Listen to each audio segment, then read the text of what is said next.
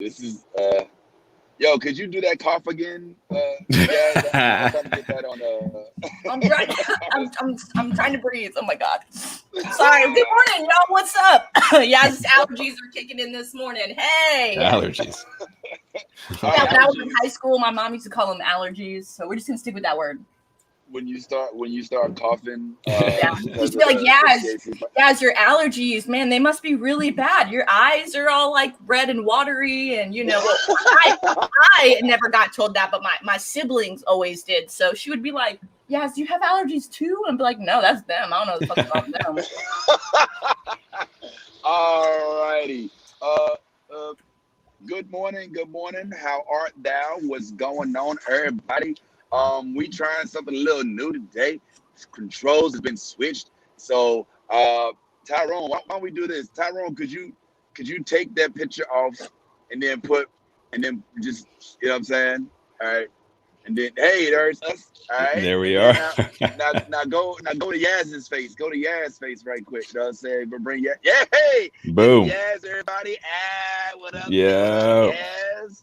Looking print fresh. Ow. How's everything going, Yaz? You good? You got your allergies straight? Oh, allergies straight. I'm good. We are good to go. It's gonna be a fucking great morning. Good morning, everybody on the panel. It is good to see you guys. I am so ready to dive into this shit that, oh my god, just transpired this week. Oh my god, I'm so ready. All right, cool, man. We got Tyrone in the building. Yes, Tyrone we do. is at the helm. Hallelujah. He is playing Captain Jack Sparrow this morning.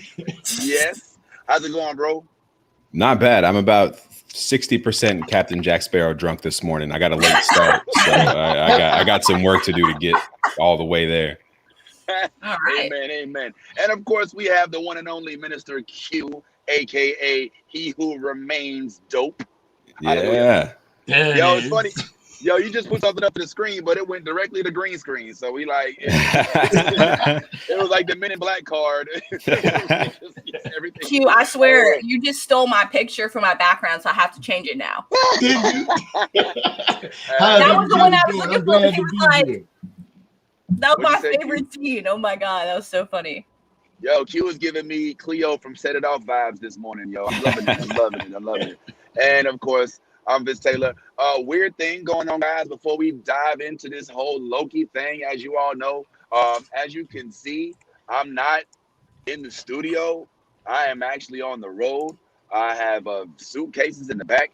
Yes. It's like a whole family thing going on here. And I am doing the show on the road because that's how dedicated I am. I'm on the way to another country, one of which I don't want to list because I don't want them to deny us entry when we get there. It's going to be a surprise. But I dropped that. Yeah, I'm going to Colombia. We headed down there. What city we going to? Cartagena, Colombia. All right. And so hopefully they got Wi-Fi so I can still have Disney Plus down there because I didn't get a chance or to watch Space Jam yet. But anyway, real quick, man, let's go ahead and kick it off. As you all know, this was the season finale. Tyrone, can you bring us back to full scope? And you are going to discuss this, obviously, with all four of us. Ty Lean can't make it this morning. He is having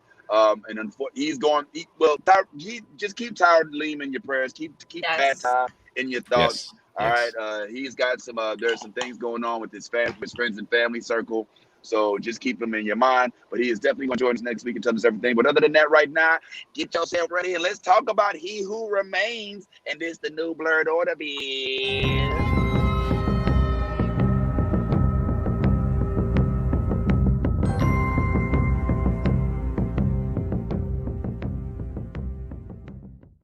Before we start, can we just give a shout out to Vince for not getting kicked out of a McDonald's this morning? He was trying to stay committed to his, commitments.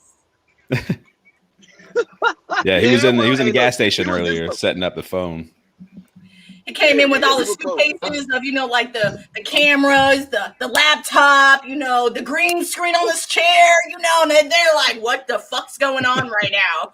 And he's like, I'm just going to live stream real quick. Just give me 5 minutes. Yo, man, that was a dope show, man. We held it down. This morning, I didn't get kicked out of that, but I almost got kicked out of a Wawa while I was sitting there trying to get everything uploaded. But it's okay. We are here now. And You before guys we think even that get started, Wawa? They're the best. yeah. Well, look, it was a long lines. It looked like Wet and Wild in the Wawa this morning. It was like all kind of lines, and people was dang. trying to wait to get they little what them pan cone sauce, whatever, because Wawa be making them flatbread sandwiches, and everybody be going up to them like it's McDonald's. And apparently, according to Austin, they have the best donuts. Yeah, they do. Well, I don't know about the best, but how bad can donuts really be? Can anybody really say that they've had a bad donut? Like, oh, nah, don't go over too crispy. They donuts are terrible. Yes, donuts are good. Nasty. I had a bad donut before, and they're disgusting. Yes, same here. What? That's why I don't eat donuts. No. You've had a bad donut? Like, yes, sir. Grossly bad. You can fuck up sugar and flour, Vince. Hey.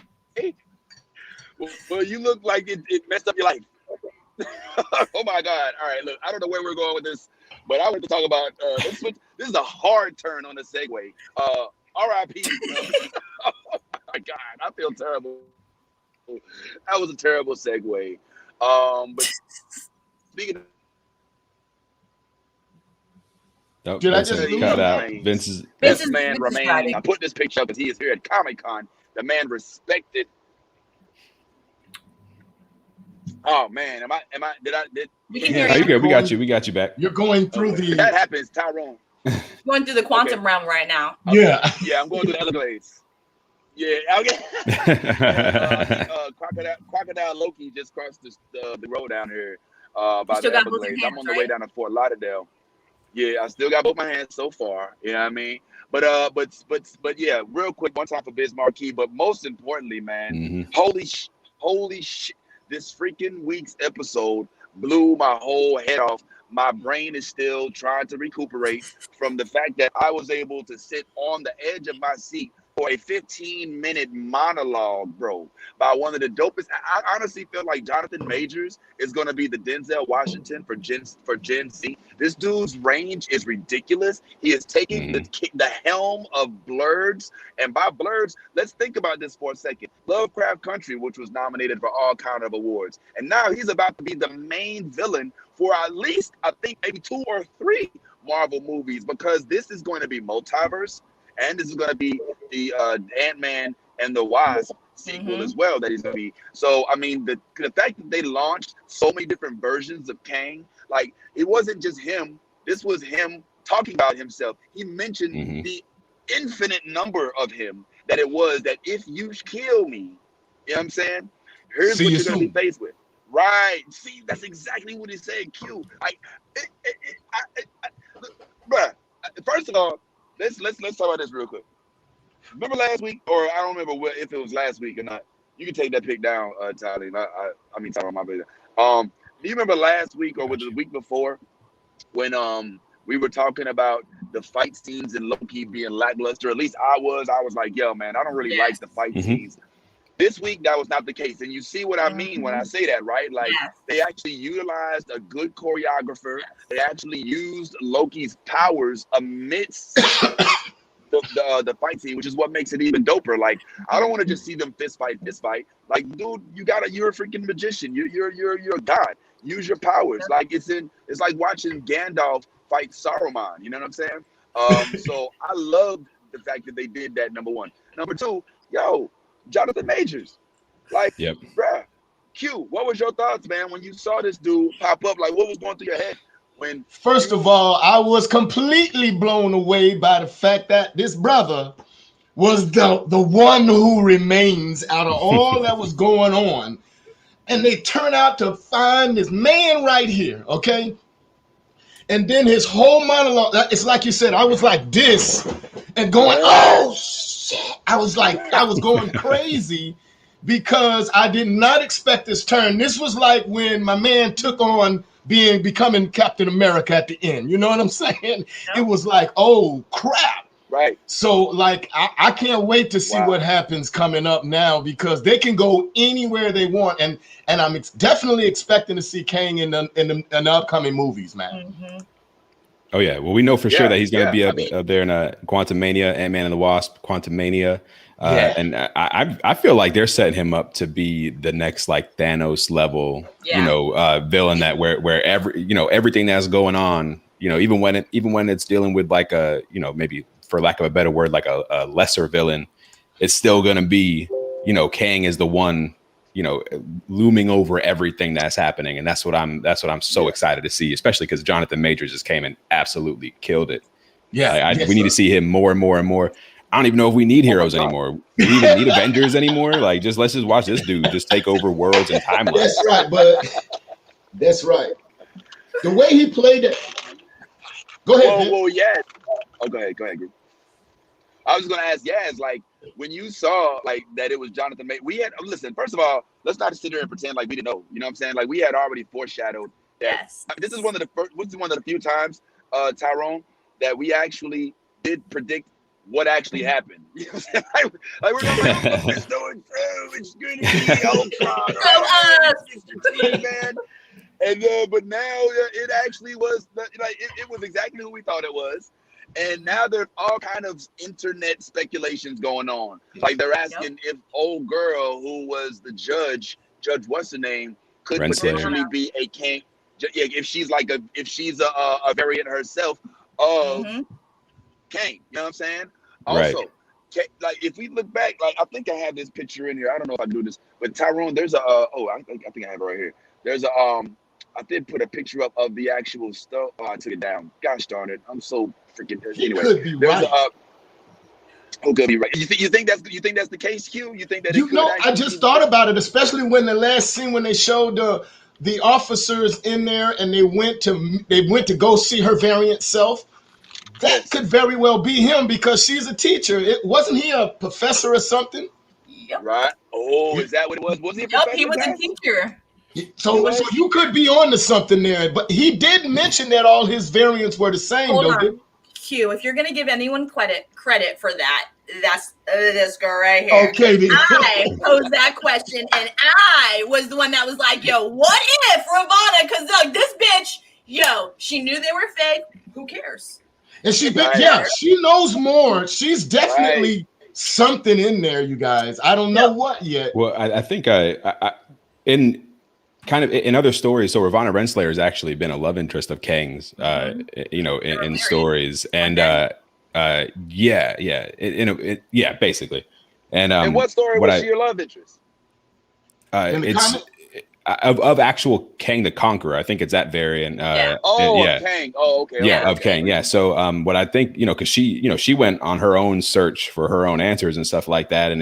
But what the one thing that kind of carried over was she definitely still believed in the cause. You know what I mean? Like she found out everything wasn't exactly what she thought it was, but she was still very much like a believer of the cause. So she was over there. Yeah. She was over there trying to find who she was looking for. She's in search for free will. Right. And we don't know what Miss Minutes gave her as far as files, but she could be looking for a specific variant of Kang. She could be looking, who knows what she's finding, but I would not be surprised if she ultimately didn't end up, being the right hand or even love interest of one of the Kang variants. I can agree with that.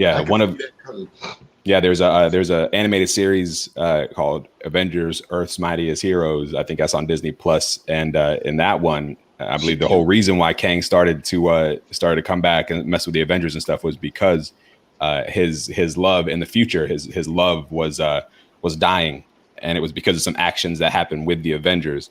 So he was trying to come back and make that stop. So it could be setting up something like that where he's got to go and instead of just his motivation being, I want to protect the timeline, it's I want to protect the person that I love, because they always give these villains these really powerful motivations.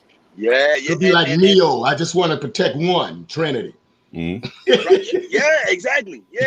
And here's the part about it. Like what you see that what they did was nothing short of course, it's marvelous, which is now going to be a new adjective that we can use because they did not introduce to us some evil. Because one of the things that he said that made me like shake to my core was he gave this monologue, and Loki and Sylvie were sitting there looking at him, and he was like, "Yeah, I know, y'all came to kill the devil, right?" You know what I'm saying? And it's me, and he explained, he broke it right down. Like, look, this is why I'm here, Here's what happened. So the best part about this is that this is not your traditional good versus evil scenario. Right. I bad, you good cop, bad cop. This is order, right? This is like this is a system that's put in place. It's like the government, right? It's like you hate the government. We're not all friends with the government, but the government's necessary to keep some sort of center, some sort of uniformity within all of the states within the United States. So you have to have it. You can hate it. We don't want them. We hate the politicians and all this, that, and the third. But it's a necessary evil, so to speak, in order to keep things afloat. That's what we have with Cain, right? Or at least the form of he who remains, because you notice they never did refer to him as Cain. Not yet. He's a conqueror. They never gave his name away. Not yet. Right. That's gotta come. Right. Yeah. I've been called many names. What is that? Many names? Said the ruler, the conqueror, the ruler, a conqueror. The point I like Vince, you know what really tripped me out was when he was like, "Oh no, we just crossed the threshold." Yeah. I was like, "Oh crap!" I didn't know. He goes, "Oh, I was mistaken." Yeah, that's what it was. I knew everything. No, God. I may have fibbed a little bit. And then he whipped out that same transcript that they had for Loki downstairs. He was like, sign here that this is everything. You know what I'm saying? And he had the transcript for everything and just kept like this, like I still like, what was his power now? I mean, the fact that he knew what was going to happen is obvious, but how does he move? I mean, is that a part of his power? You know what I'm saying? Like he manipulates time. He's able. Remember, he conquered the time monster and made it his own. Yeah. So, that's why he his, can step in and out. His power is essentially science. He created all this technology that the Super TVA smart. uses and that sort of thing. So so that's his power and science and knowledge. Essentially, he's like, I know everything that's going to happen. So you try to kill me this way, I already know. So I'm gonna dodge it. Whatever I can. He has. His unlimited knowledge basically gives him power up until a certain point, up until that divergence in the timeline, and when he just kind of became a normal guy, and that was such a powerful scene. You could just kind of almost see him like sink into this relief, which is like as an actor, I mean, just damn, you know what I mean? Like he just killed it. Yeah. You could see kind of this almost, he had the sense of freedom. Right. Once he got kind of released from this, from this endless loop that he sees himself in, but even still. Excited. Yeah, but even still, like he knows that it's all just ultimately meaningless because versions of him are just going to come and wreck everything anyway. And man, he did such a. I read an article where they were talking about Loki. They were talking about filming the final episode. Tom Hiddleston and Sophia DiMartino, the one who plays Sylvie, they were talking about just being on set with him and how he was just killing it every moment. He was knocking out of the park. They said they couldn't take their eyes off this dude.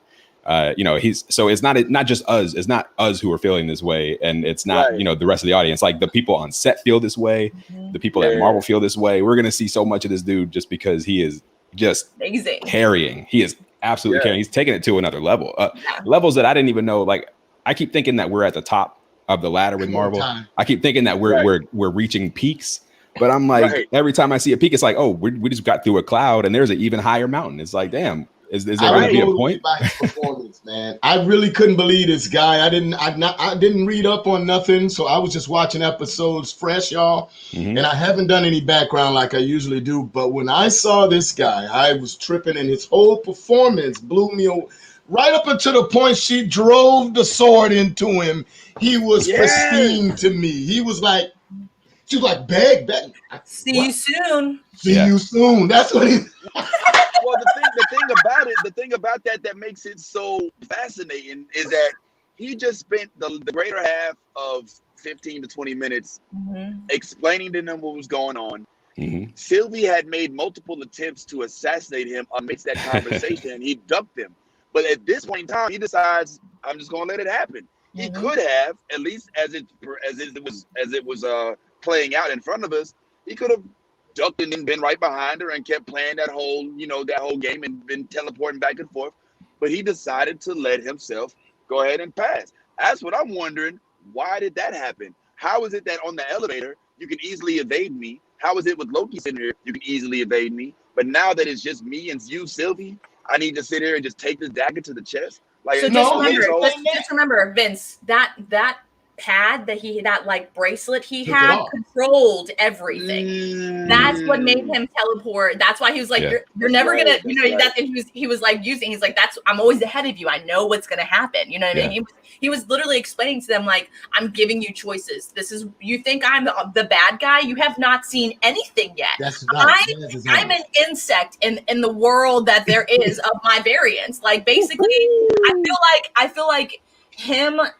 Like Kang the Conqueror, like this version of him was basically the version of Loki and Sylvie of like, their variant of Loki. It was like a self-discovery, like a higher, you know what I'm saying? Like how all the other ones were fighting and they were still conniving, all the other Lokis. Like he is that Kang that got to that point in life and that threshold where he was like, there's more than just me. Like how Loki was trying to explain to Sylvie, like that's just our experience. You know what I'm saying? Like you can't judge everything you do based on only our experience. It's not just about us. You know what I'm saying? So I don't know. There was a lot of little Easter eggs in here. And my biggest question I feel like about this whole episode is what happened to Sylvie after she stabbed him? We're gonna see. Yeah, well, we won't know that until season 2, which is they tease. But I will say, also, we can't forget about what was happening at the TVA while all of this was going on, because it wasn't just the actions of Sylvia and Loki which caused this fracturing of the timeline. In the meantime, Mobius was over there just dropping truth bombs at the TVA. Yep. So while all of this was happening, the timeline's fracturing as they're going on. The threshold that he reached was just the point where, okay, there's no longer a singular timeline. Now everything's starting to branch, and I no longer know what's going to happen. At a certain point, he was outside of the realm of his own knowledge. So once all of that started breaking down, that's when he was like, oh, there it is. It's happened now. Now I don't know what's happening. And so, he might have been able to try to beg for his life, or he might have tried to put up a fight, but Sylvie was going to kill him if she really wanted to. Well, I believe at that point that he went to there, we said it was not good or bad, but see, to me, you guys, he was a good guy, because the explanation of what he was saying and explaining was the fact that, listen, the only reason I'm sitting here is because there's worse versions of me out there that are going to do way worse, okay? But I wanted to flip for a second to say how they flipped Loki. Because now Loki's in defense mode totally of this guy, and he's fighting himself and Sylvie. You get what I'm saying? He's now not the Loki I met at the beginning of any of it. You get what I'm saying? He has changed. Right. Wow. And I recognize they don't recognize him at the TVA at the end. They don't know who he is. Mobius doesn't know who this is. Who are you? That's true. Well, that's a great point. Yeah, I believe what happened there with that TVA, I think that's a completely either. So here are my thoughts on that one. So they come back to this TVA. There's no statue of the Timekeepers. It's a statue of Kang. Mobius doesn't know him. Hunter B-15 doesn't know him. So my question is, are they at the same TVA thousands of years in the future, or are they on a completely different timeline and a different TVA? And that kind of thing. You just send him back to just somewhere. I got an idea. Because remember, like Yaz was saying, he took the device off. Now she has it. She sends him through a different timeline himself. Right. He's the one. He's separated. Yep. They're on the same line because the Garden and Mobius and all of them are on the same one. My man Loki's coming from the sources on a different plane. That's why they don't know who he is. That's my theory. You say he's coming from where? From the source. Well, I don't think that he didn't. I think he knows like who he is. I think he knows he's a Loki. But it wasn't the same Mobius. It wasn't the same Mobius, and they didn't have the relationship established. So I think because he was like, you're an analyst, right? So he very That's well. Why I didn't think he thought he was Loki at all. Right. That's well, why he may have recognized him as the god Loki. Or was he in a timeline where there were Lokis working at the TVA, and that just wasn't something unusual to see? Yep. And you know what I mean? That's what I was thinking too, because you got to remember, all the guards blew past his ass. All the guards blew past his ass when he was like walking through there, and he was walking with intent too, like he was ready to take some motherfuckers down. Nobody tried him. His facial expression said everything about that scene. It was like, okay, I'm just gonna keep fucking walking. Like, fuck this. You know what I'm saying? Well, Like, when he saw the statue, that's when he started tripping. Yeah, right. And that's why, like, Tyrone and I believe that, like, she did send him, like, she don't know where she doesn't even know how to fucking use the temp pad. You got to remember that. Sylvie is like, she does not know what she really did. All she knows is, like, she told the temp pad to take him somewhere else, to go back to the TVA. She doesn't know where in the TVA, because you got to remember that guy. There's multiple versions of him, so you know what I'm saying. The multiverse of war, that was all locked into that thing. Now it's chaos. Yeah. You know what I'm saying? I Like, feel what y'all are saying, but I'm going to be the dissenter here, and I believe Loki's in a different time set or frame. That's why. That's just my theory, but we'll see. I agree. I think he is in a different timeline. I think basically it's a lot easier to send somebody to the right point when there's one timeline. But now that there are infinite timelines, you know, she might have just. I mean, either she didn't care to send him back to the right timeline, or she accidentally sent him back to the wrong timeline. She just needed him out of the way anyway. You know what I mean? I think it might have been Ty last week that talked about Sylvie betraying Loki. So if that was the case, we got to give Ty a shout out on that one, because in a way she did. Yeah, she went ahead and pushed him right out of the way. So shout out to Ty for that. I want to make sure next week when he comes back, we give him his flowers for that call. Yeah. She's tunnel vision. Don't you agree she's tunnel vision? She never had the capacity to flip her mind to expand it to see what everything is about. You know, she was only considered one thing. She's driven by revenge. That's the only thing. But if she's done. She's spin at the end. She's just on the floor, you know, just done. But if you think about it like that, I think is the essence of this show, right? Is that we are in tune with the only Loki who is modifiable, like who has the ability to mature or to evolve. You know what I'm saying? Like everybody else on the timeline, if you think about it, like even old man Loki, right? Who helped kill a light, or who helped who was the distraction, right? Like he was the same guy he was. Kid Loki, even Black Loki, even Ali, they were all the same. All these other Lokis, but Loki that we saw, that we know from our timeline, like Q so pointed out, is like he's a different one. You know what I'm saying? Like we're following him because he's the only one that started off one way but ends a completely different way, right? Like at least not ends right now. And frankly, I'm gonna keep it real. I'm shocked that they announced that there's gonna be a season 2. I understand that they just, like, right before the show aired, that they just renewed the season. You know what I'm saying? Like it wasn't even like they didn't know for a fact that it was gonna be renewed. Like right before they aired the season finale, they went ahead and renewed the season. So that was I mean I'm sure the actors already knew about it ahead of time, but some people were finding out about it just as we were, because like I saw D Russo, he had D Russo was on the show. He was in Loki, and he was. I mean, obviously they don't share everything with him, but they was like, well, if they did just switch up the timeline, then maybe he can come back. 40 or whatever is still alive in this timeline. Yeah. Right? Yeah. So that's something. But you were talking about Ty, and Ty definitely did predict that. So you definitely get your flowers today, Ty. But another thing that we are really mad that Ty isn't here for is to discuss this weird scene that I still don't get. That why are they making out with like what the like it's so cringy. Like I don't understand. Like what? I mean, look. First of all, I get the complexity of this whole relationship, right? Like I think it was Yaz that was like, well, you gotta understand, like Loki's so self-absorbed that he falls in love with himself. He's a narcissist. Come on. I'm with you, Yaz. I could see that happening. I could easily fall in love with myself if I met her, you know? She's the bomb. She's me. All right, here you go. You sounded like Ty Jr. Yeah, he's got to die. Yeah. Explain in detail what you would do to yourself. Hey, listen. These men do it to themselves all the time. Do you understand what I'm saying? Boy, listen, that's what the whole thing is with the exercise with your hands. I feel like that's like crossing the line. You know how like you wouldn't touch your siblings like that? Like why would you touch your very self like that? You touch yourself. Women touch themselves. Men touch themselves. It's yourself. It's you, but that's another version of yourself. So it's different. You see what there's like? That's him. He knows that's him. This conversation is a nexus conversation in that every timeline we're having this conversation. conversation It's just all the time. weird. Like, we're always talking about. Fondling myself. That's all I'm saying. Like, if I was a dude, I wouldn't be like pinching my ass and copping a fear. Right. Like, I don't know. I would not be doing that. I'd be like, nigga, this is weird. Like, y'all forgot. Remember what Kang had said. He who remains. He said, remember me and my other selves were like, hey, oh, you're so handsome. Oh, high five, blah blah blah. That was a Right, narcissistic. Yeah, if he said that, I get that. Because they're narcissists. I, on the other hand, I am not a narcissist. I am not self-absorbed. I am not fucking my other self. That's all I'm saying. Me neither, yo. Nah. Even though I do think that I would hit my spot right. You know what I'm saying? Like,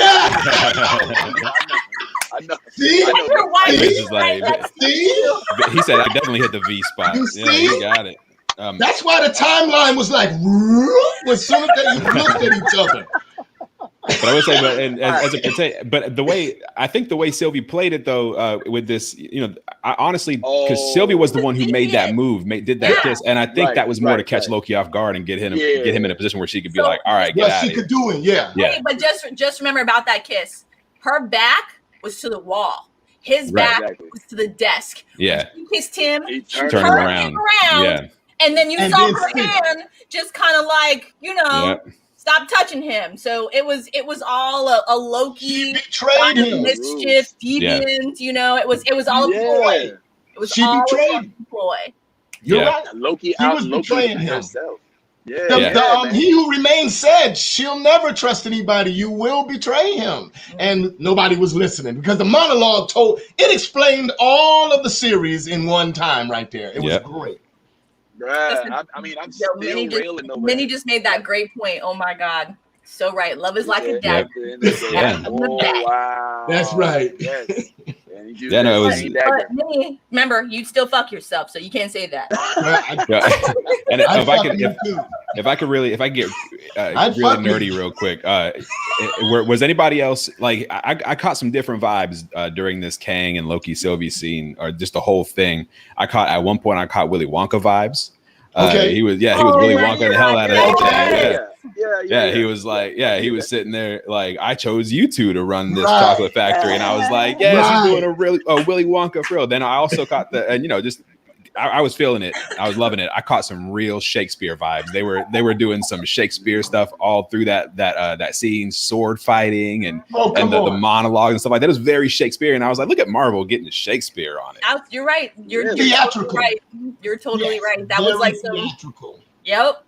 I didn't catch the Shakespeare, but I'm looking back at it and I can see where that came from. But I am intrigued by the selection, by the options that he presented them with, and whether or not Loki truly believes that he and Sylvie could have run the time variant associate the TVA and actually kept order. But that's such a quagmire, and that's what I love. Like, I cannot stress this enough. That's what I love so much about what they're doing here. That it's the concept. Listen, I'm gonna keep it real with y'all. Just between me and you, nobody else. I'm over like just good versus evil, like being like the theme of all like of all shows or movies or whatever. Like the fact that in the most recent Marvel shows, most of them, there is no good and evil. There is only my preference, my version of what should work versus your version of what should work. Freaking Agatha wasn't necessarily evil. That's true. Yes, she did try to kill the kids, but she really just wanted magic. You know what I'm saying? Like she was a nice lady. She babysat the kids and all of that. You know what I'm saying? Look at Punisher. Punisher's the same way. He just kills. He just hits. I'm killing. Well, yeah. I mean, in one sense of the words, good point, Q. Punisher could be considered the bad guy because he's a murderer. Like if you look, if you ever read any of the Spider-Man's Punisher mashup comics, Spider-Man, like, he can't stand Punisher. He's like, dude, like, why are you killing everybody? He's like, there's only one way. And he's like, nah. He's like, no, I don't kill people like that. You know what I'm saying? So like, Spider-Man often had to like fight Punisher because he doesn't agree with that whole killing thing. Yeah. So like in this instance, once again, we're presented with a guy who is not evil. But the point I was making is with the decision he gave them, Loki had to decide whether or not he was going to end up being a minion for Kang, right? Right. or get rid of him altogether. And I think Loki decided, look, I think it's best to stick with the devil that we know and not mess with the devil we don't know.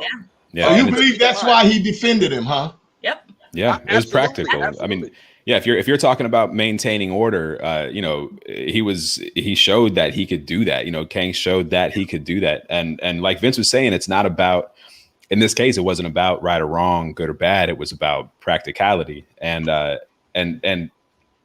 Jonathan Majors did such a good job with that, just because, you know, he talked about being a villain. He never called himself the good guy. You know what I mean? Right. He knows that he's kind of on the wrong side of things. He knows that he is essentially a tyrannical ruler, in that he's got ultimate power.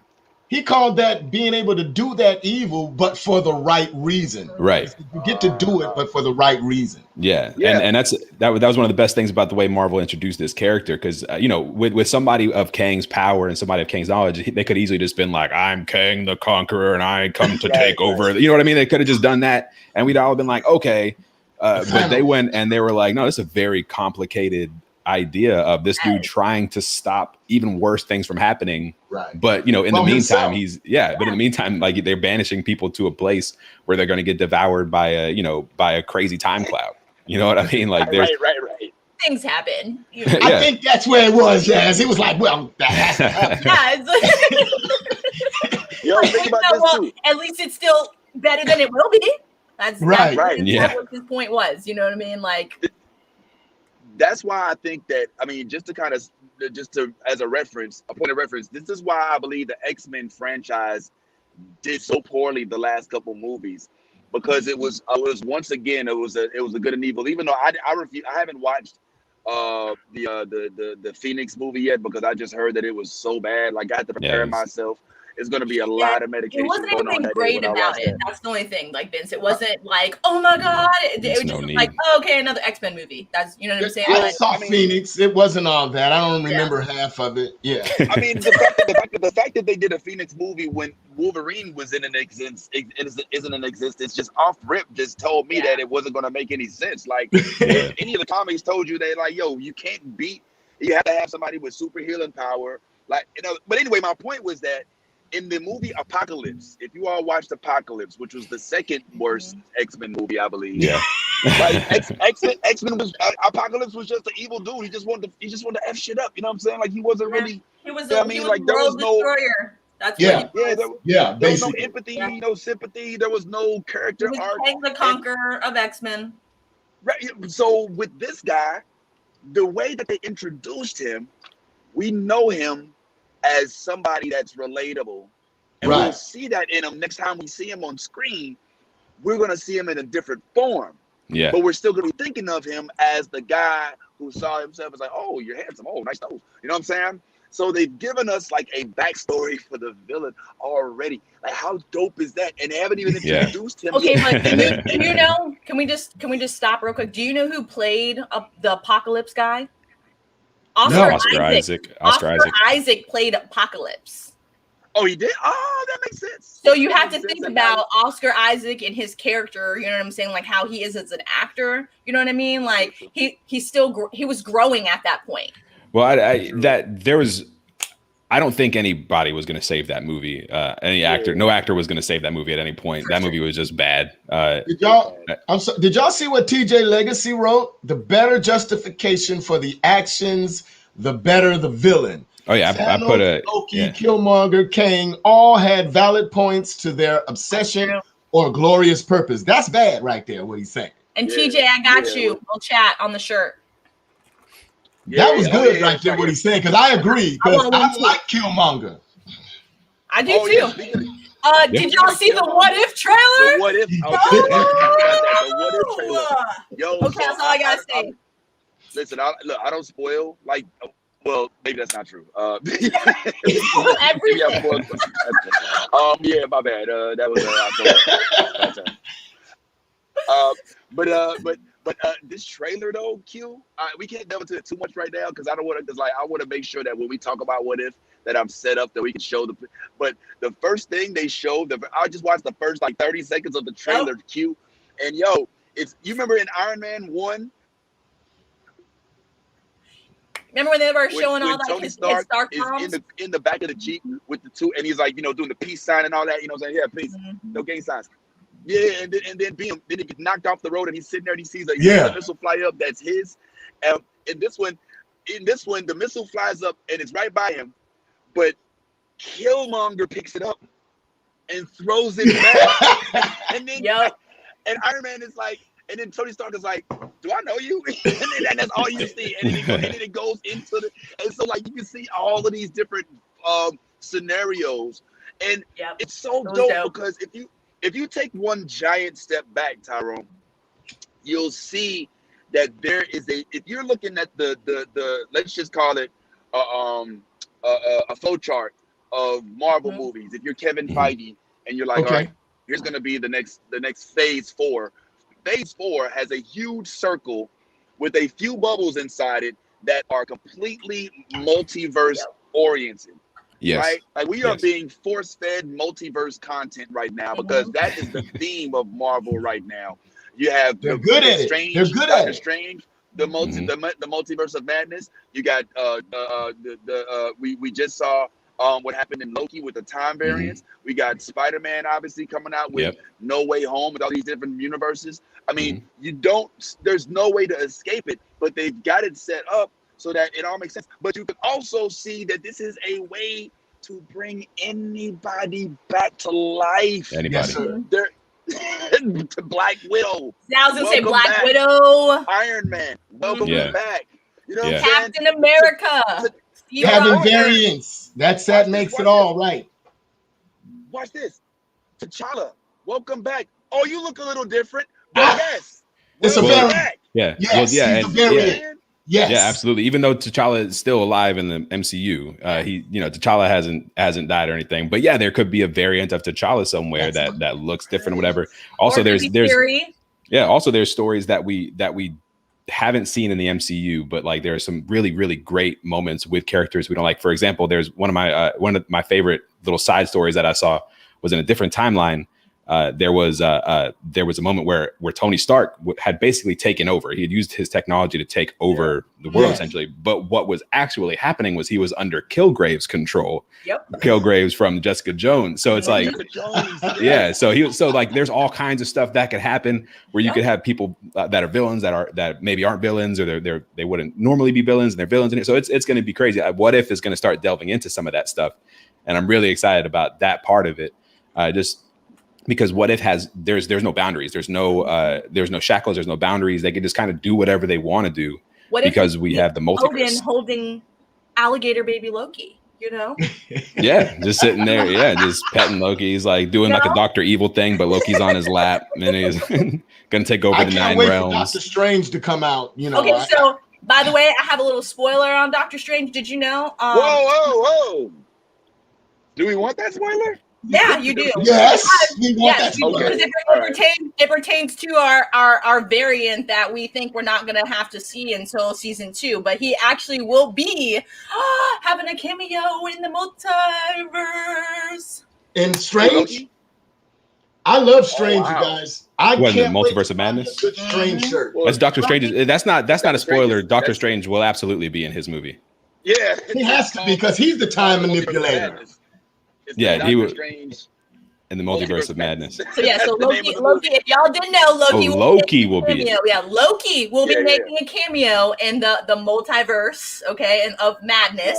Right, you guys didn't know that. Look out for his ass, because he will be in that shit. Yeah, specifically his ass. They're gonna put a big old Loki ass. Hey, listen, Steve Rogers is America's ass. Why can't Loki be the next one? That's why they call it Asgard. Asgard. Asgardian. Ass place. Hey, Asgardian. Get it? I actually just watched Ragnarok last night, y'all. You did? Watching it. Ragnarok. How many? Thor Ragnarok. Not the Ragnarok from, they got a good one out about this kid from Scandinavia or whatever called Ragnarok. How good is it? Yes. Yeah. How good is that show? Fucking trash, dude. Your shit. They're crappy actors. They're crappy actors, but the whole plot was, I was like, I guess it's the nerd in me that made me do that. Look, Vince is stuck like, I like it. Because he knows. He knows that whole shit was my bitch of the week one of these weeks ago. They can't act, but I like the whole concept. Yes, I did like. I loved it. Man. I loved it. I was glued. I like this. I did like how Loki birthed a sea monster, you know, and it was a tapeworm. I thought that was fucking weird as fuck. I was like, what is going on here? He's a guy. First of all, like, did we just what the fuck? Like, I get, you know, but I'm gonna he's a guy. Before we steer into talking for an hour about a show we don't like so much, I'm going to steer it back into because Q brought up Thor Ragnarok, and I was wondering. So, and that wasn't the first time you'd seen it, obviously, right? I mean, you've seen it a couple times. I just went back in looking at Disney, and I said, I'm gonna check this out again. Yeah. It was good though, to me. I like that. I like that the whole thing. Because I watch all of them. I like to keep the timeline straight in my head. Absolutely. I like to, you know how I am, guys. I'm a nerd. Yeah, well, and speaking of Ragnarok, Korg was a player in Ragnarok, and we also last week we had the first instance of the MCU and the old Fox properties mixing in Deadpool and Korg doing a reaction video for Free Guy. Which was not expected, and like I expected there to be like a big to do when finally those two properties started intermingling, but they just dropped this video just like hanging out with these two guys just chilling talking. I thought it was brilliant. And Easter egg. That's all. Oh, it was great. I was so excited to see it. And I missed what it was that happened. I'm sorry, I phased out, man. I just went through I don't know which timeline that was, but I'm back, man. Oh no, I'm glad to make. So what happened was like I was just going crazy with segues. I was like segue, and we ended up talking about Korg and Deadpool sitting doing the Free Guy reaction video, and it being the first time the MCU and the Fox properties mixed. Yo, so segue. So, and also not only that, but how is that like? How dope is that they're letting Ryan Reynolds do cameo with his Marvel character for a movie that's not Marvel related? Like, am I tripping? Like, that's not a Marvel movie. No, right? I believe that was a Fox movie that was produced when Fox and Marvel were still separate.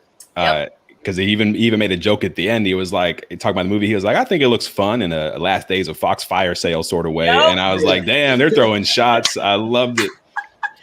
So so they're just like, we're doing anything. We're getting dirty when we're throwing shots, you know.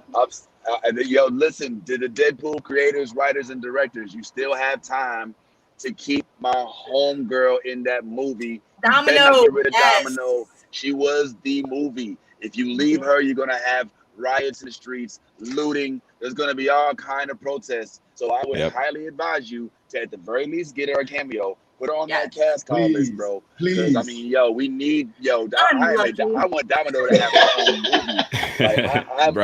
I'm a huge Domino fan. Like, I mean, not just, I love the actor herself. Yeah, Zazie Beetz. Don't forget your wife sitting next to you.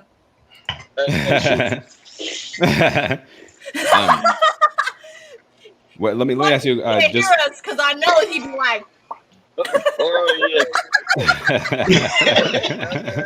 Segue. But yeah. So I didn't get to watch the whole thing. That movie looks like it's gonna be dope. But I mean, I cannot wait for the next Deadpool movie too, which is supposed to be introducing Deadpool to the MCU. You know what I'm saying? Right. So hoping for that. I wonder if that's gonna be a multiverse type thing. Everything is just it's just once again, man, it's coming to order. The only thing I have now is grief because we have a show hole. Next week we have no real show that we followed. I know we watched a couple of movies. You know what I'm saying? There's a few joints that we watched this week. Like I told y'all about. Did y'all get The Good Fight is out now. What's out? Yeah. The Good Fight.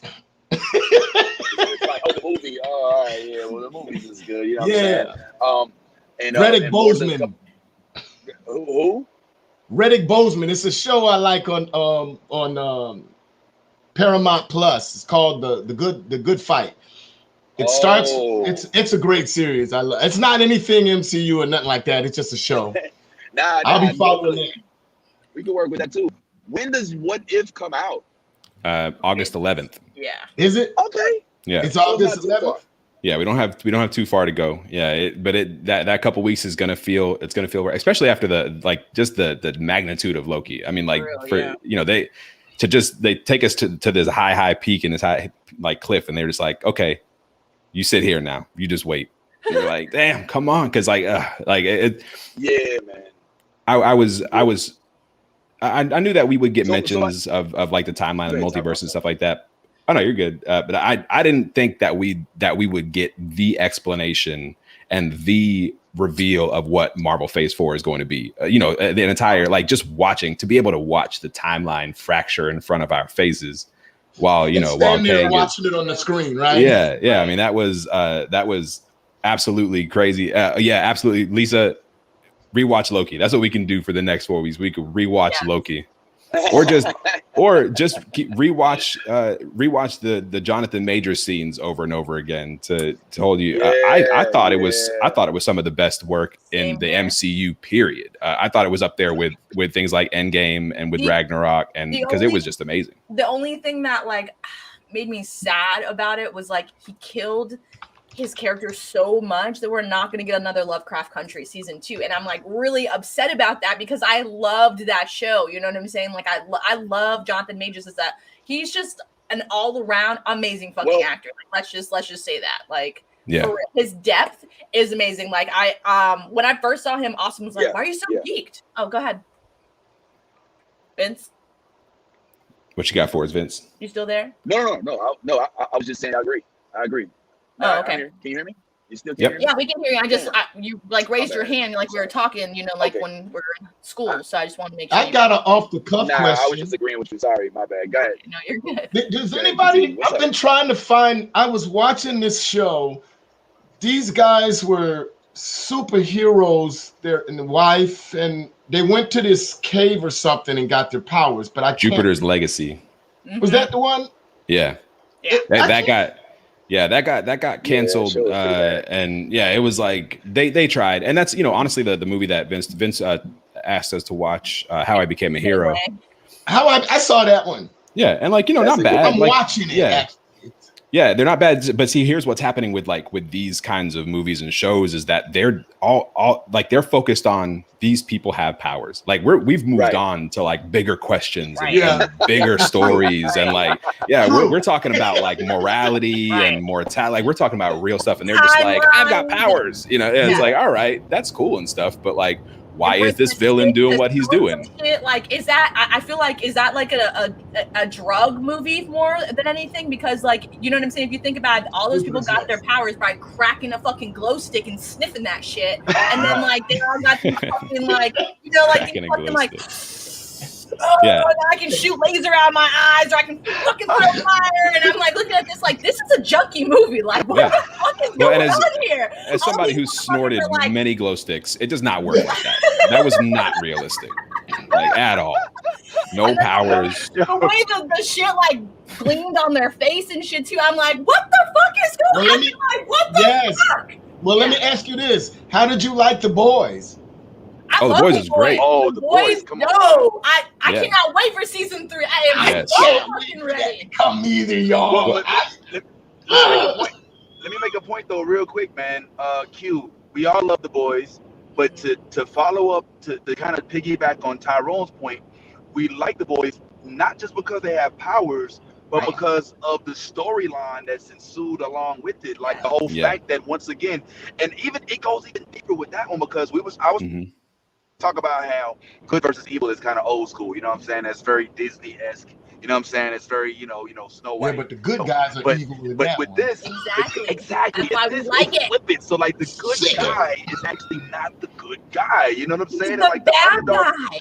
He is the evilest one in the show. The baddest, supposed to be the captain of the sick. Yes. So Tyrone is making a really good point. We have evolved past. We've grown past just the notion of seeing superpowers and being excited by them.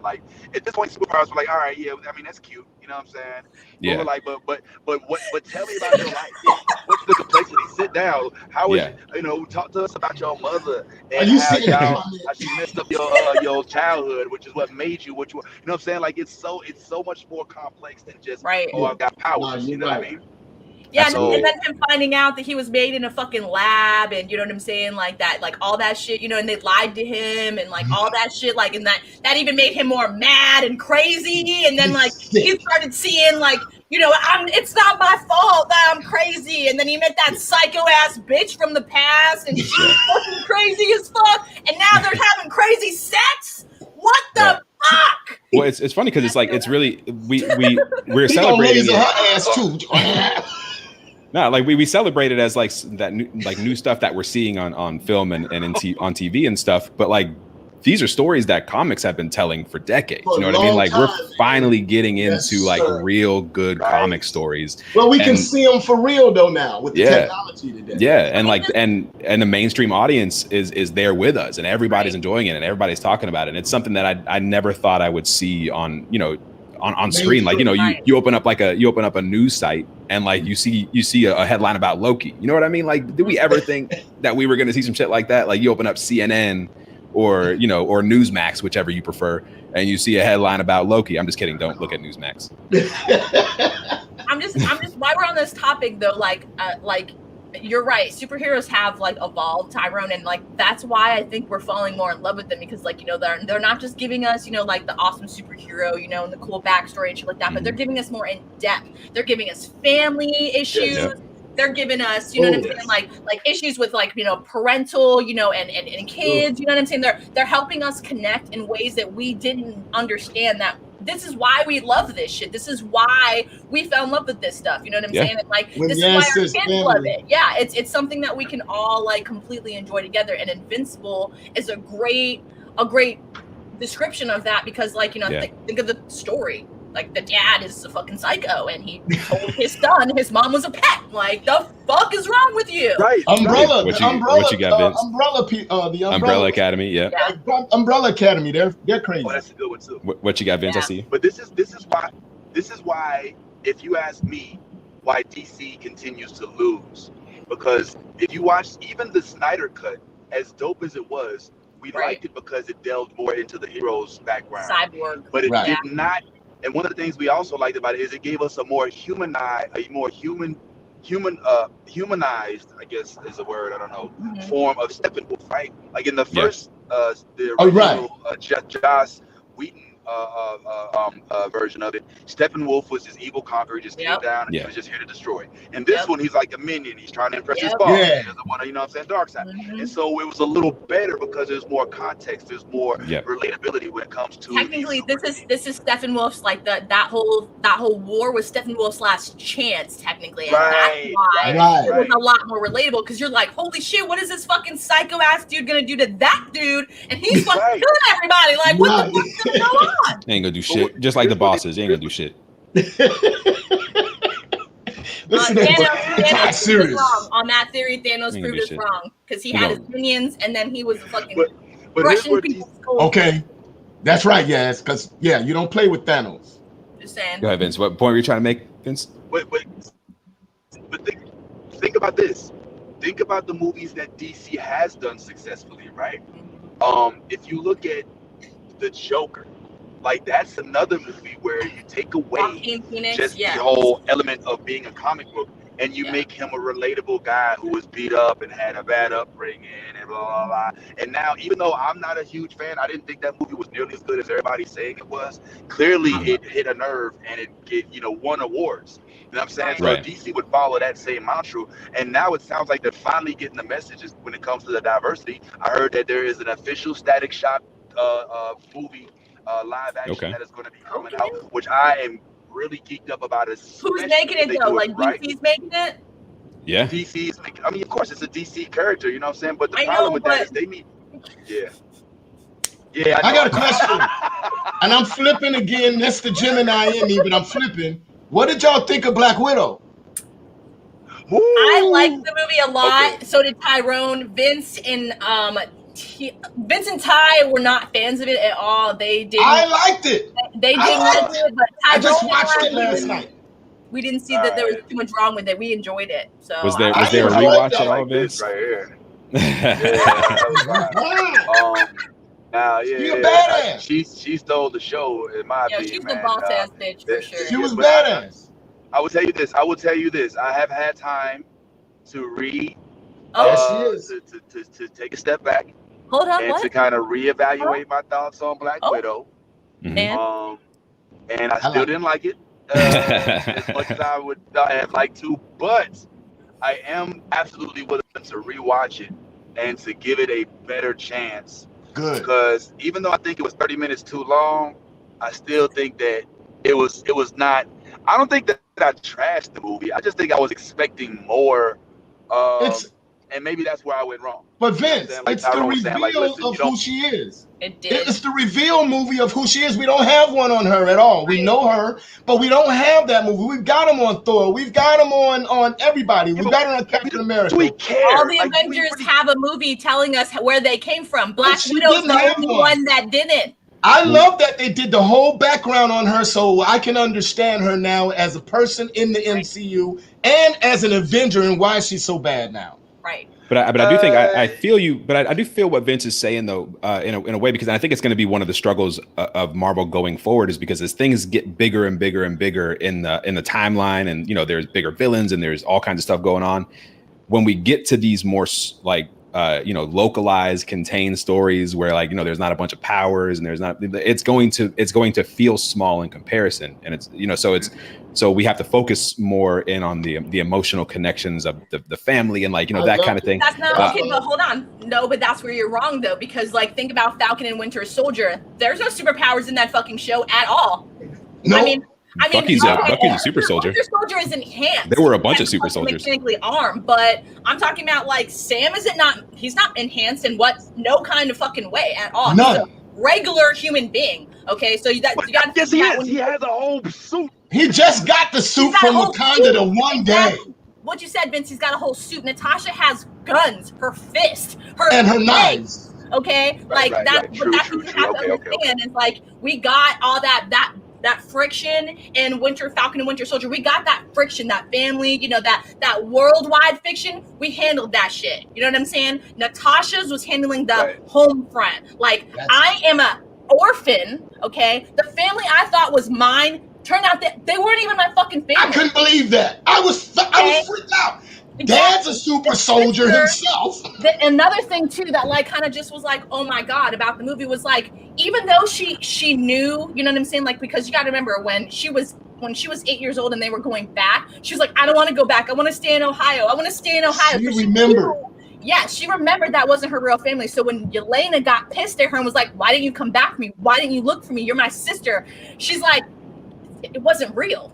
You know what I'm saying? She's you weren't really my sister. You know what I'm saying? So there was a lot, if you think about it, that's why so many people liked that movie, Vince, because it was emotionally pulling you. It was holy shit, damn, you guys. At the end, she was "You are my sister. You're my sister, girl." Yeah, and I think she had a Loki. You know what I'm saying? Empowerment. Hey, this is bigger than me kind of shit. You know what I'm saying? So I love the Black Widow. Yeah, and I do want to point out that I don't think that either. I know I don't disagree with any of that. I don't think even Vince disagrees with any of that. What I'm saying though is that there's going to be a lot of different reactions to different switches, because when you see something like Loki, I mean we're in the midst of Loki and then Black Widow comes out, so it's you've got these universal, multiversal implications going on where it's everything is affecting everything and all that stuff, and then you have to take a step back and get more into an emotional look, and I see you more into an emotional look and more into a localized thing, and I think that what's going to happen.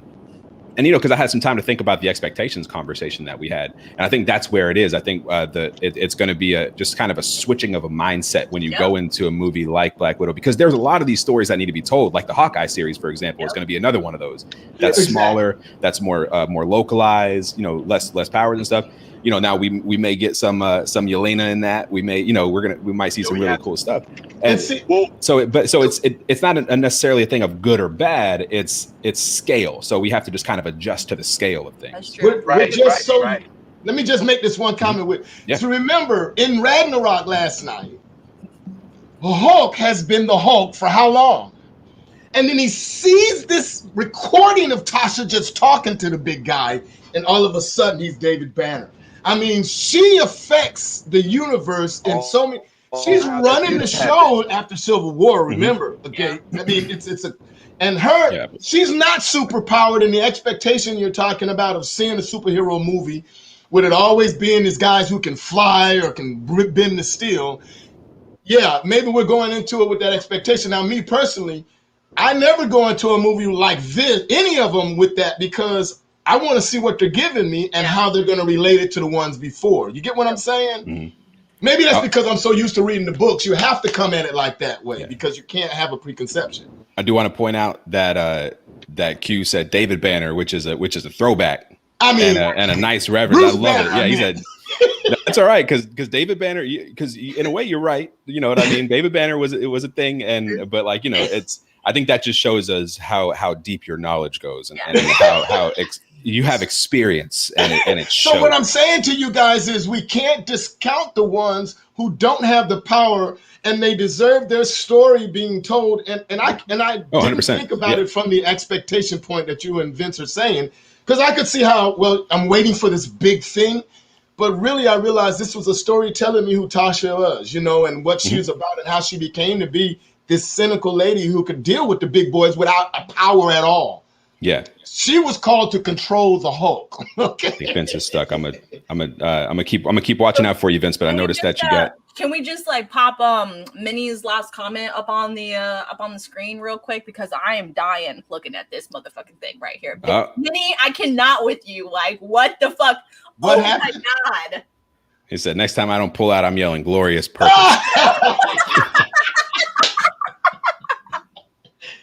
Yeah, over there. Minnie's got jokes for days. Shout out to Minnie. Also, her ass at least. Yeah, Minnie. I think pull out when you're shooting dust like me, so you don't know. He's over there.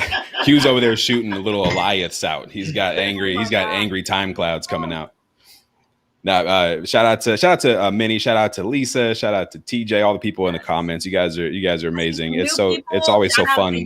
Yeah, it's always so fun talking to y'all every day or every week. That's so great. Let me ask you a question. When it comes to the what the timeline can do, what the multiverse can do, if you had a wish list and you had one thing that you want Marvel to give you with this multiverse, what would that one thing be? I don't have one. You don't have one? No, I literally am happy being able to choose which points, because I'm able to switch my thought process with the unexpected. I don't have anything I'm bringing because I like the way I'm getting it right now. Yeah. So that would be my way of saying that's my response. All right, no, that's cool. And yeah, it's not. This isn't so much about expectation, just a wish list. You know, if I can get a little fancy something. I would honestly love to see them redo Apocalypse and give us a worthy Apocalypse, because Apocalypse is such a great X-Men villain. X-Men is so huge. Yeah.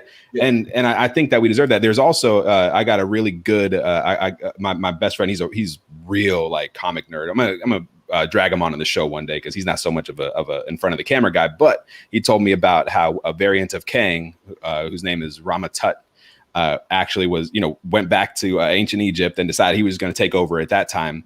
And it was actually Apocalypse who helped the X-Men through that and actually ended up defeating Kang. So like this could be a way. I'm saying could be a way. The Egyptians. Oh shit, you're right. Oh yeah, I gotta take it back, Atai.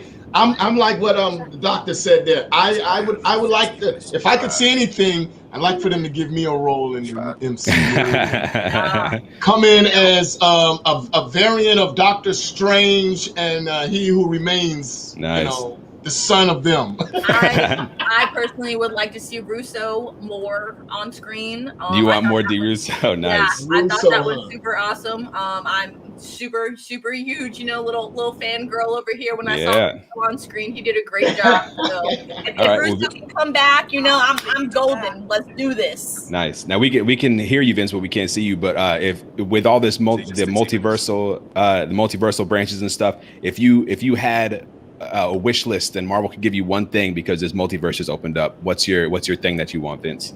Lisa. Yes. I'm guessing there's a delay. Ultron. Maybe If I had a wish list that I can get, like anything I want. Yeah.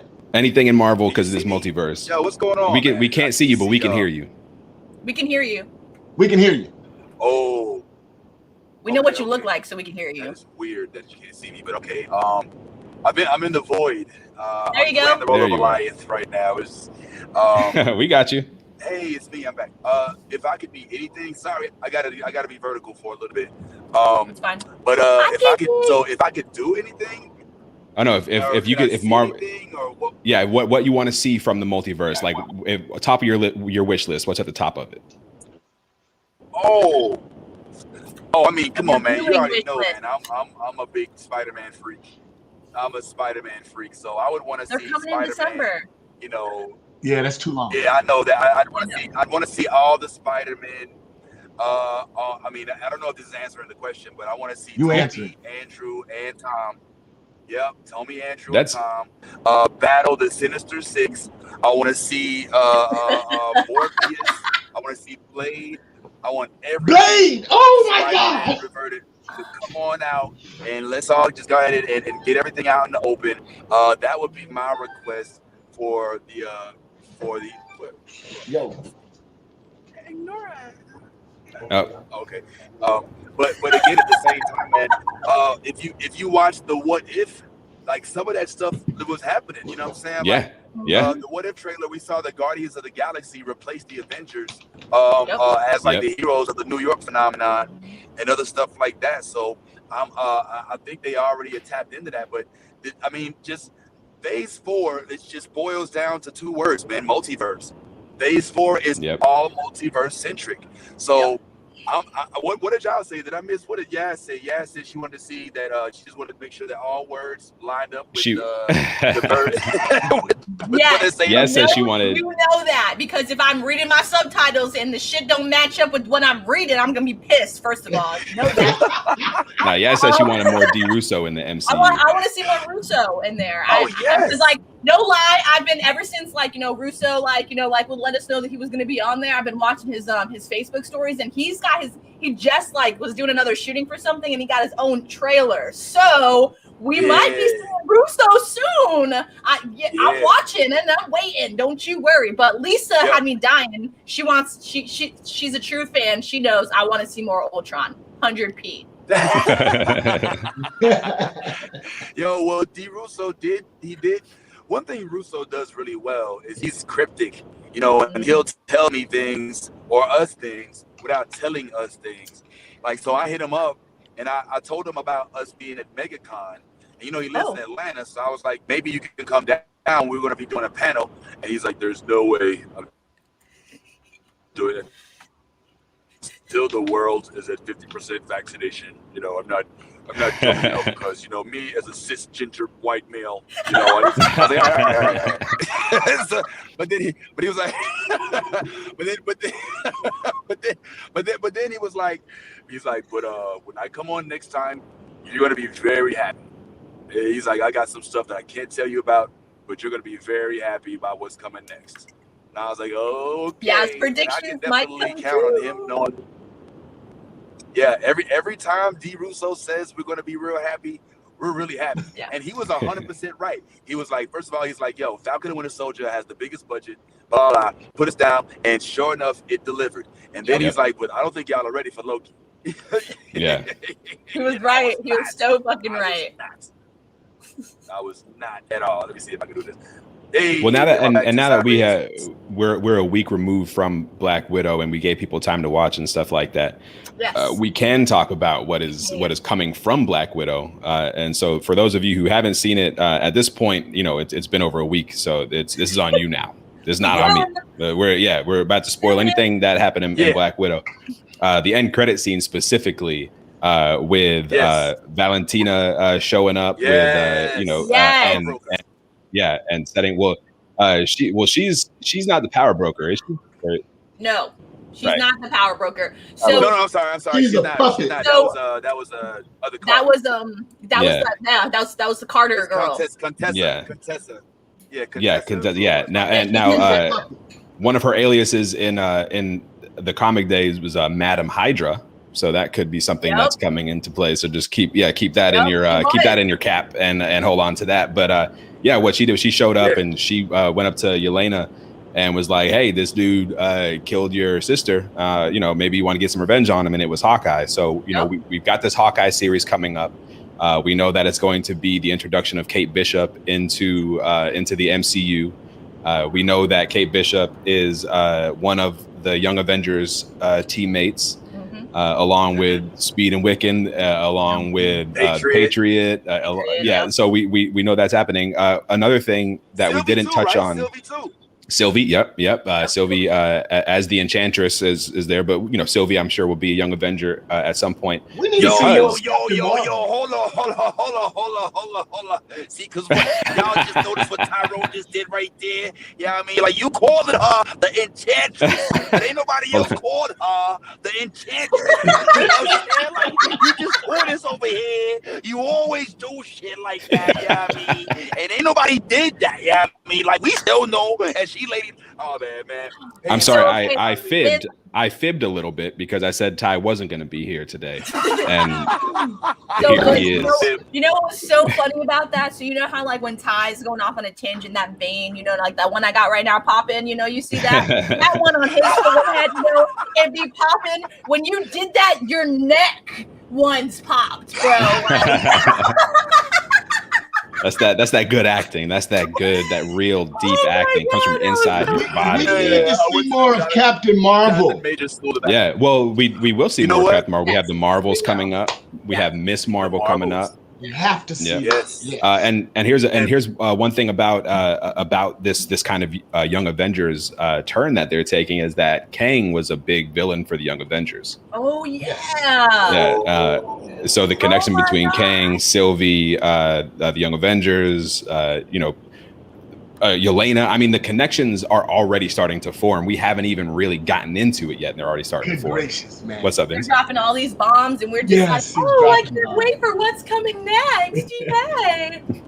Yo, I normally don't like to know backstories, Tyrone, but I am a little curious as to the comic origin story for Kate Bishop and how it relates to Hawkeye. Because when you watch the Avengers movie, the Infinity War movie specifically, they give you the inkling that his daughter is going to become the next Hawkeye, right? They kind of lead you to believe that his family becomes like Hawkeyes, but we know Kate Bishop is not his daughter or even his family member. So like what I mean, without being too relevant, is there like how do we come to read about Kate Bishop? Well, essentially, and not to get, I'll keep it vague-ish, but like essentially she's, in the way I know her is she was a SHIELD agent who was, being mentored by Clint Barton. They have a really close mentor-mentee relationship. I mean, they're in a way it's like father and daughter because that's how close they are. And she's essentially being taught to become the next Hawkeye, and things happen, and she gets thrust into positions where she has to kind of take the mantle and things like that, and those are the things that I won't talk about. Essentially it's a mentor-mentee relationship. She's being trained to take his place, to take that mantle, because as we know, Hawkeye is not a powered individual. He's just somebody who is, his knees hurt by now, he's got lower back issues, you know what I mean? He's got, his sciatica, he'd be acting up and stuff. So, he's got to have somebody to take his place. And Kate Bishop is going to be that person. In the comics, she accepts it. She accepts it and works with him. He's her mentor. Mm-hmm. Yeah, Hawkeye. He's always seen as her mentor, no matter what however you're looking at it. Yeah. But in the comics, she's sharing the title with them. Yeah. And sorry, go ahead. I was gonna say I love the fact that Q knows that, but anyway, go ahead. Yeah. Oh no, I was gonna say if they're I can't imagine the MCU failing at this. But if their relationship really holds up in the MCU like it does in like comics and even in like the Avengers video game, by the way, if you're not, yeah, this is going to be a really fun relationship to watch. It's going to be some fun growth to watch because Kate Bishop is a real fun character. She's got a lot of she's a smart ass. She's always cracking jokes. Like I think she'll kind of, if they decide to go this direction, she'll kind of replace as far as snark, like level of snark and level of sarcasm, she'll kind of replace Tony Stark in that. Oh, we'll get to Mr. Freeze from what are those guys? The Legends.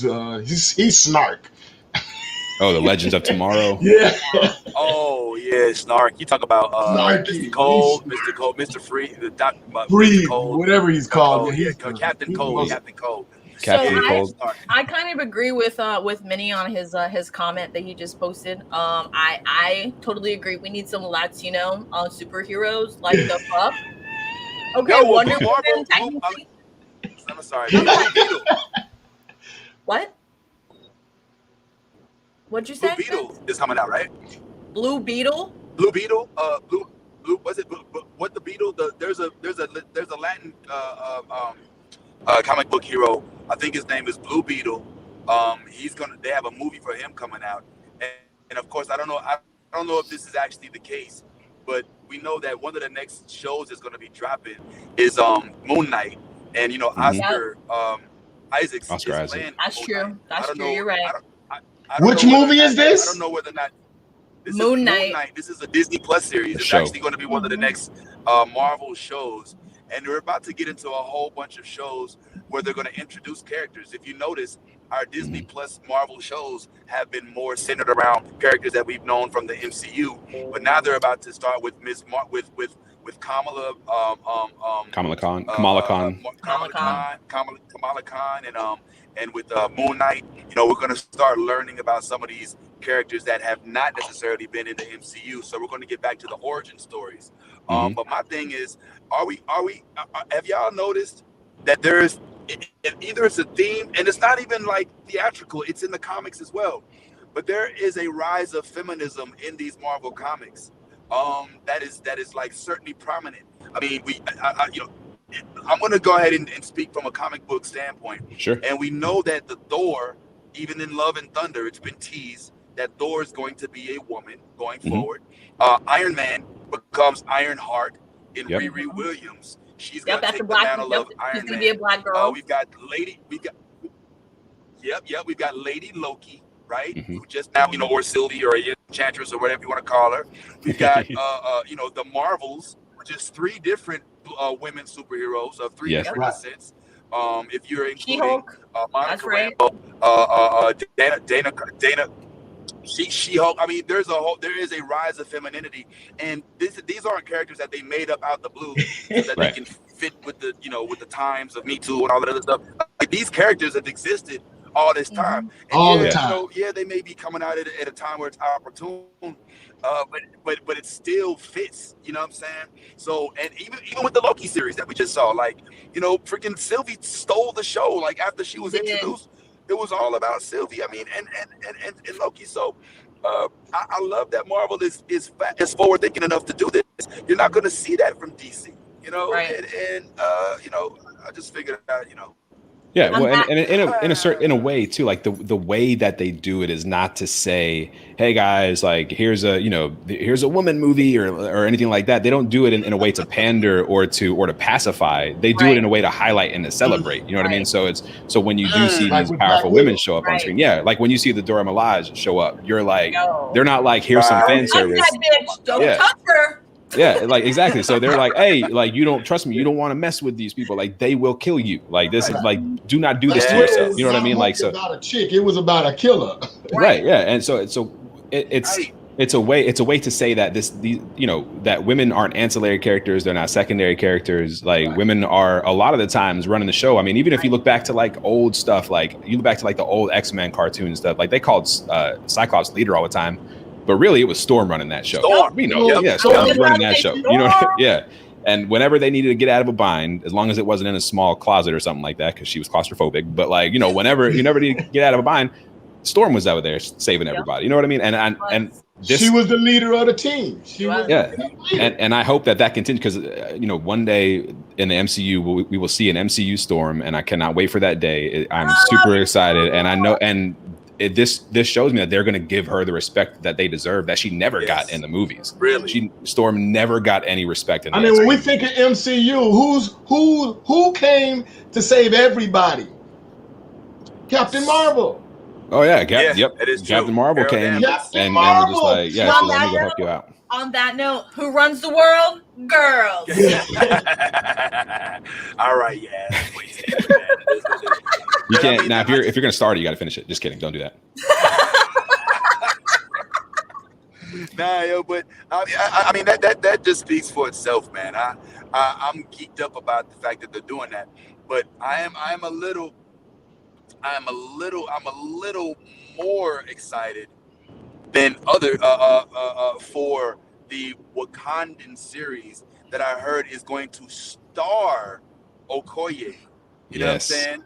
So we're going to get Michonne in the flesh all over the place.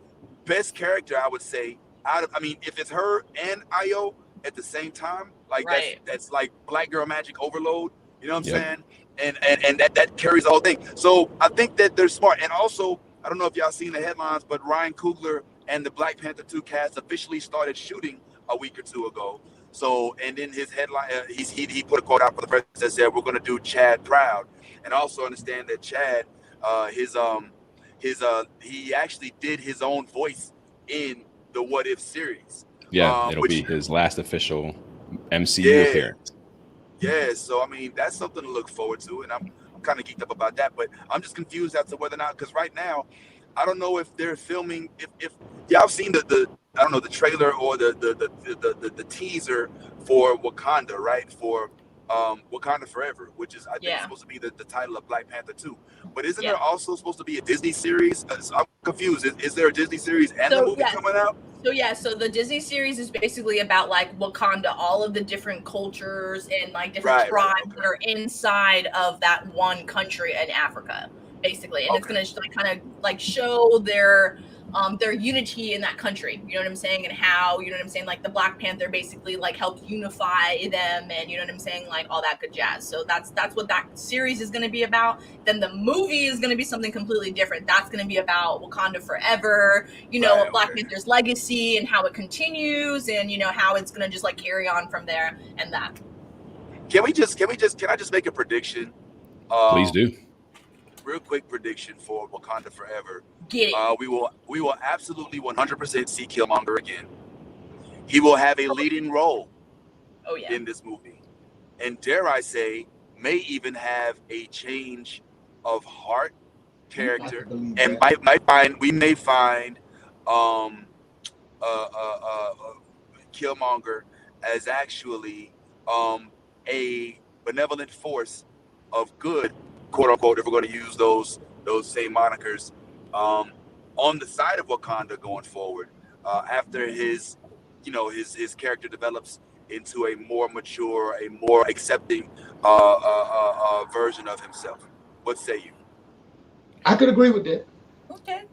I would love to see it. I think that I think Killmonger is one of the clearest choices to kind of, you know, to take that mantle, you know, because nobody disagreed with Killmonger and what he was saying. You know what I mean? Nobody disagreed with this dude. It was just the way he went about it. Right. And, you know, perhaps with, you know, maybe getting stabbed is the way to change somebody's mind on something like that. And, you know, with him coming back, you know, who knows, maybe a different version of him come back. We didn't actually see him die at the end of Black Panther. So, you know, and then we've got to remember the continued, how this is going to fit into where the time was changed with everybody with the Thanos situation. So this you might be right, Vincent. We'll see him still. I hope he's still on that quest to empower the people that look like him in the other continents. You understand? Yeah. But at the same time, if he would have just talked with T'Challa, the king, you know, the Black Panther, those two Black Panther would have got with him, because he didn't want to go through it like that. Right. He was ready to embrace him, and he told his daddy that y'all was wrong. Y'all should have brought him in. You weren't supposed to treat him like that. Mm-hmm. That was such a powerful scene in the actual plane. I can believe what you're saying. I hope it happens that way. I'm with Ty on that. I hope it does turn out. So you got to remember though, it's not about Thanos anymore. Our timeline just got multiversed. So you gotta worry. You know what I'm saying? Thanos' little stones are sitting in a fucking drawer as paperweights. So I mean, there are infinite possibilities. TVA. Right. Yeah, so and I mean, you never know. We could get it as like Killmonger, like actually got to live his life on Wakanda, and got to become the Black Panther, before, because you got to think about they're similar age. You know what I'm saying? Like both of them are. So they're cousins too. On top of that, of course. Yeah. Right. So we don't really even know. You know what I'm saying? Like if there was a multiversal shift and everything changed. We don't even know if Black Panther actually did become the king of Wakanda. You know what I'm saying? And like all of that. You know what I mean? Like his dad could have still passed away, but we don't know if he actually became the king then. You know what I'm saying? Like if you got to remember, they have to be challenged to become the king. So what if he didn't beat the challenge the first time? What's up, Vince? Yo, and did we not just see Marvel give themselves the easiest out when it comes to Chad Boseman's death? Because the timeline is ruptured. Yep. Right. Yes. This timeline, Right. doesn't make it past some sort of, like they can make it so that when Killmonger actually threw him over the waterfall, that he actually did die. You know Or him and his dad both died in the United Nations building. Right. Could Like be. with this multiversal shift, with this whole thing, we can look at any timeline right now. Right. Yep. Right. I mean, because you got to think about it. They don't even know who Loki is right now. You know what I'm saying? Can you imagine a timeline where T'Challa wasn't really the great Black Panther that we thought he was, and he just, was the protege and died before he had a chance to even rise to his power? Because we know in the comics that Shuri ends up being the Black Panther. You know what I'm saying? At some point in time. So it's like they could do anything with this multiverse. It sucks because we have to do this. But I mean. You just said something, Q, that made me perk up. He was like, you hope that he stays that same Black power. He was basically like Huey P. Newt with superpowers. You know what I'm saying? Yeah. Like, right. So if he has that, like, because notice, like Brian Coogler, he knew that Killmonger's plight was a relatable plight, right? Mm-hmm. That's why they had to go through a certain. They had to make efforts to make him unlikable. Right. Yeah. It kept like, I was like, why he killed this girl? Like, why? And I was like, he had to kill this girl because they had to make sure we remember, like, he's evil. Like, he's supposed to be a bad guy. Yeah, right. So if he didn't kill his own girl, we would have just been rooting for him the whole time. Exactly. And we wouldn't have realized who was bad and who was good, quote unquote. So about 13 million people that look like us. That's what we got. We are blessed all over the world. Yeah, well, and even in the timeline that we are in now, like his vision for Wakanda is actually starting to come true because Wakanda has started to reach out to countries outside of Wakanda. Not only that, I mean, but they're making big impacts. I mean, they're backing Captain America over in the United States, and he's over there fighting for the cause. You know what I mean? So his words are reverberating through Wakanda and now through the United States, and I imagine through other countries that we can't see going on. You know what I mean? So there's still plenty of room because Winter Soldier shows us that how they're interacting and send him the suit. Yeah, what the girl made for him, right? Yeah, that's supposed to be our latest part of the timeline besides Loki now, right? It was Loki. All of that stuff. Yeah, all of the Loki stuff right? happened. We don't know. Simultaneously, like we know the Loki stuff happens outside, like after 2012, after the Battle of New York. We know that it happens then. We know they're the TVA, but we don't know how time is passing there, so we don't know how it affects our ultimate timeline because that timeline could have branched off before any of the Thanos stuff happened. Well, I look at it right now the way they presented it. The Winter Soldier, the Falcon are where if we were saying a present, it would be that show. Yeah, that's a good point. That's a good point. Yeah. Are we agreed with that? No, you're right. You're right. Yeah. Because Loki, like you said, is dealing with time in a whole different level than the main storyline. If you get what I'm saying. No, you're 100%. Yeah. So right now, as far as we're concerned with the timeline we're familiar with, we are at the end of Falcon and Winter Soldier, where Sam has become Captain America. You know, right. Bucky's doing his thing. And everybody else is still them, right? Yes. So that's where we are in that timeline. Yeah. So our next real dip into what would be current stuff would probably end up being Shang-Chi, because that's in September. So we got to see kind of how this is going to be affected, because we did see in the trailer, we saw like Abomination fighting Wong and stuff like that. There's going to be some sort of tournament. We don't know who else is going to be showing up. You know, if they're dropping that kind of stuff in the trailer, imagine what's going to be happening in the actual movie. They've got to bring Bucky and Sam back into something so that we can get Captain America back in there. Well, they're working on a Captain America 4 now. So you remember when what movie did we recently just see that 4 was at the end of the you're talking about you guys remember the what? I think it was before Black Widow. I know. Before Black Widow? A movie before Black Widow? Before Black Widow. Yeah, what came out right before Black Widow? Yeah. Where the last MCU movie like so the last MCU movie was Spider-Man Far From Home. Okay, so that's when they showed Black Widow. 4. Yeah, that's when they showed the 4. So that 4 is not. It is not. I repeat, 4 Fantastic Four. That's all I'm gonna say. Oh, really? Oh, you're talking about when they did Captain America 4. Correct. That's for Captain America 4, not Fantastic. Captain America 4, not Fantastic 4. I disagree with that only because I thought it was for Fantastic 4. Yeah, that's like, I disagree with that only because of the design of the 4. I mean, that was Fantastic 4.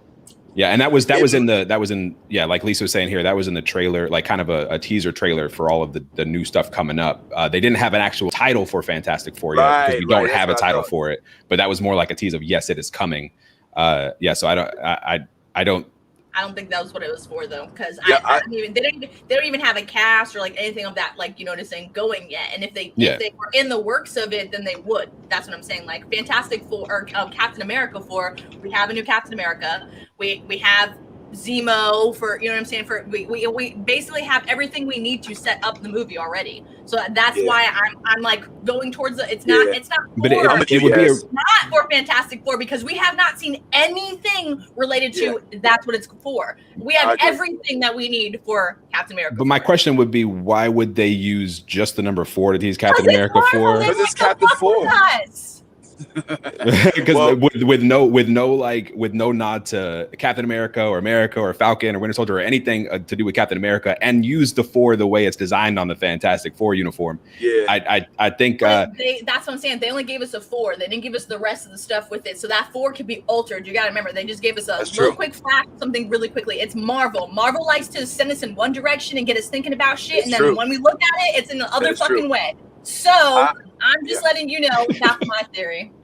That's cool, and it's we accept wrong theories on the New Blerd Order too, so we can, absolutely, that's totally fine. I don't think I'll be the one being like, I reneged my last podcast, Listen, I just did some digging, and Yaz might be on to something. When I'm looking at director's notes here, they're not trying to, they're leaving it hanging, because they know it looks like a nod to the Fantastic Four, but from the beginning, the man has been saying it could be a reference to the upcoming 4. The man, who's the man? I'm looking at this right now on what is this? IndieWire. Cite your source. IndieWire. And it's talking about that Easter egg, and they're saying that it could be it's highly anticipated Phase 4 schedule expected at Comic-Con. So like, you gotta think about it. We're in Phase 4. She might be right, is what I'm saying. Hello. I think used the Fantastic Four so that we could get all hyped up and all excited. Marvel is so big on getting us excited for shit, and then we're like, oh, that's not what we got. You could be right. That's all I'm saying. But I hope it's for Fantastic Four where we get to see these characters. But you know what? Killmonger been in every damn thing. Yeah, he was. He was Johnny Storm. Yeah. Real quick, if I could. 2 things. Number 1, I'm going to have to leave here in a second, guys, because I'm pulling up to the airport right now. And Have a so safe one. I'm unfortunately going to have to bid thee farewell in just a moment. But I will say this before I go. One of the reasons why I also am in agreement with Yaz on the fact that this is more than likely a Captain America 4 teaser as opposed to a Fantastic Four is because I believe it was already announced that a Fantastic Four movie is not coming out. But what is going to come out is a Doom movie about Dr. Doom, in which they do reintroduce the Fantastic Four, but not as the lead characters. So we're not going to get another Fantastic Four movie like that, at least as it's been. I mean, tell me if I'm wrong, but just based off of what I've seen, it appears that the Fantastic Four movie to follow up with the last edition of it is not even in the works, but they are casting characters for Reed Richards, for Sue Storm, because they are. And there was even a tease that Johnny Storm may come back as Chris Evans. I right? know. Like, you know what I'm saying? I know, but I do want to separate tease and rumors though. That there was a rumor, right? Yeah, Okay. and a lot. So a lot of that stuff comes from people just kind of like throwing out ideas like we do, that kind of thing. The Doom movie thing, I think, was another one of those. I think, and I think that was even back when Fantastic Four was still a Fox property, and they were just like, you know, shitting out whatever Fantastic Four movie they had to keep the rights. But like, I think my argument, and it maybe it's a teaser for just Phase 4, but I just think that Marvel's very deliberate with their teasers. If they were teasing something. No, they're deliberate with it to where like if they tease something, you know what they're teasing. Okay. They're not just gonna be like, here's something to interpret. You know what I mean? Like they're like, here's the thing. What do you mean? Well, they throw an Easter egg in, but their tease and their trailers are always going to be focused on what they're trying to present. So we're not guessing at it. Yeah, by the time it comes up, we're gonna know whether it's what it's about. But I think you're on to something here. Yes, that's all I want to say. But Vince, before you get off, I want to remind you that Doom, the movie, Doom, D-U-N-E, a new version is coming out. Yes. Check it out. Yeah, on HBO Max. Yeah, I can't wait. I can't wait for that. I mean, that movie is one that's held up over time. Like I read the books, baby, back in the day. Oh, we definitely got to book you for that day, man. He just dropped. I read The Hobbit back in 1943 when it first came out. I read The Hobbit, and it was in the 70s, not the 1940s. I wasn't here yet. Well, listen, let me look, y'all. Please, hold it down. I mean, I wish I could safe, stay on man. forever. I'm gonna head down to Colombia, man. I'm gonna pick y'all up. I don't know. A few migrants, because I know we're gonna start selling shirts. I could use a kilo or two. Yeah, definitely need some slave laborers. Yeah. A kilo or two. We're live. We're live. You can't talk about that. I didn't say a kilo of what. I was just saying coffee. I love Colombian coffee. Yeah, I like the metric system. Is all I'm saying. But I think we're close to wrap up time anyway. I mean, we're at about the length of what Black Widow should have been, according to Vince. So I think this might be the perfect time to wrap it up. And if you want to start the wrap up, Vince, feel free, and we can all just do our little final thoughts and then say goodbye and until next time. We'll let you go first. All right, cool. And, I just want to say thanks. Vince is wearing his official New Blerd Order merchandise today. Oh my gosh, I gotta get one. I gotta get one. Just say it. Don't worry. So next month for MegaCon, the official site will be up, and everyone can start ordering their merchandise, and it will be on and popping. Don't you guys worry, okay? Yes, ma'am.